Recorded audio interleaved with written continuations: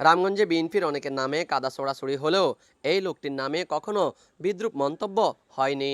কখনো মাঠে ঘাটে কৃষকের পাশে, আবার কখনো রোদে খরায় অসহায় মানুষের পাশে, কখনো রাজপথ কাঁপাচ্ছেন, দিচ্ছেন বাঘের হুঙ্কার, সিংহের গর্জন, আবার কখনো মিশে একাকার হয়ে যাচ্ছেন সাধারণ মানুষের সাথে।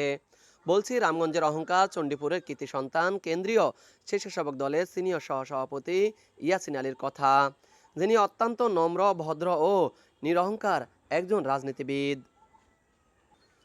বাংলাদেশ জাতীয়তাবাদী দল বিএনপিকে মনে প্রাণে ভালোবেসে জিয়াউর রহমানের আদর্শকে বুকে ধারণ করে নির্লসভাবে আন্দোলন সংগ্রামে অপরিসীম ভূমিকা রেখেছেন এই ইয়াসিন আলী। আন্দোলন সংগ্রামে ঝাঁপিয়ে পড়ার কারণে বিগত সরকারের আমলে প্রায় ৩ শতাধিক মামলার কবলে পড়েন তিনি। এতে শারীরিক, মানসিক, আর্থিকভাবেও ক্ষতিগ্রস্ত হন। তারপরেও দলকে ভালোবেসে দলের সকল কর্মকাণ্ড চালিয়ে যান এই বর্ষিয়ান রাজনীতিবিদ। গত শনিবার রামগঞ্জ উপজেলার কাঞ্চনপুর ও নোয়াগা ইউনিয়নে দেশনায়ক তারেক রহমানের ৩১ দফা লিফলেট বিতরণকালে তার এমন চরিত্র ফুটে উঠেছে।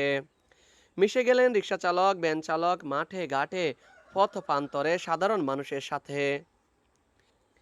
দেশনায়ক তারেক রহমানের ৩১ দফা সাধারণ জনগণের হাতে হস্তান্তর, আগামী নির্বাচনে সবাইকে ধানের শীষ প্রতীকে ভোট দেওয়ার আহ্বান, বিএনপির সরকার প্রতিষ্ঠা করার জন্য উৎসাহ প্রদান, অসহায় কৃষকের ধান কেটে দেওয়া সহ নানানমুখী কাজে লিপ্ত হয়েছেন তিনি।